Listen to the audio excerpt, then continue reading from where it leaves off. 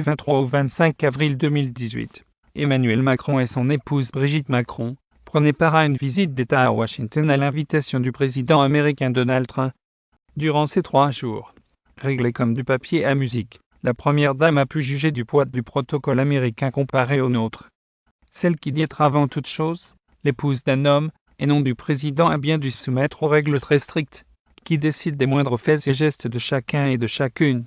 Dans Le Monde, Brigitte Macron raconte que tout était calé au centimètre près l'heure, par exemple, de la cérémonie de bienvenue à la Maison-Blanche. Tout était très cadré, il y avait des petites étiquettes par terre. Je me mettais là, où je devais me mettre. Mais peut-on faire autrement? Je ne sais pas, c'est difficile à dire. Celle qui ne tient pas à paraître comme un pot de fleurs derrière son mari convient que ses engagements ne représentent que 5% de son temps.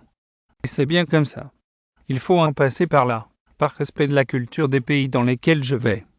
Le dîner d'État à la Maison-Blanche.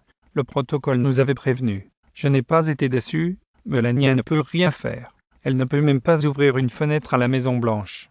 Notre première dame a pu observer et comparer sa situation avec celle de Melania Trump.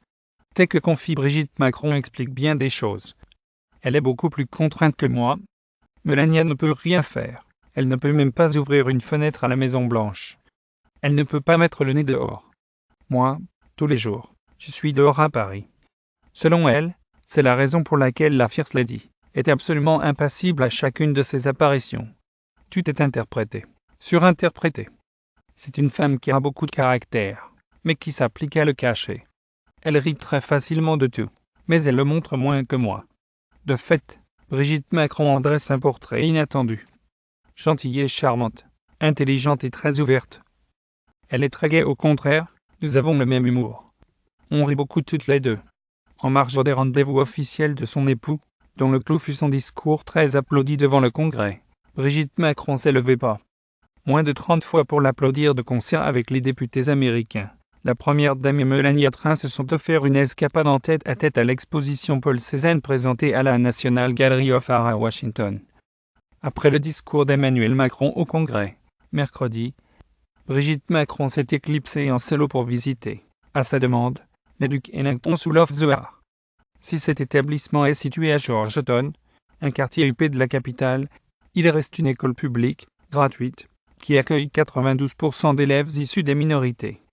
On sait combien l'enseignement tient à cœur de notre première dame et cette école a la particularité d'offrir, comme le raconte l'envoyé spécial du Monde à WASHINGTON, Solène de Royer, un enseignement mixte.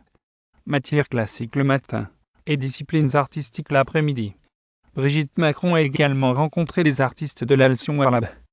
Après cette ultime visite, durant laquelle Brigitte Macron a reçu un accueil très chaleureux, le couple présidentiel a regagné la France.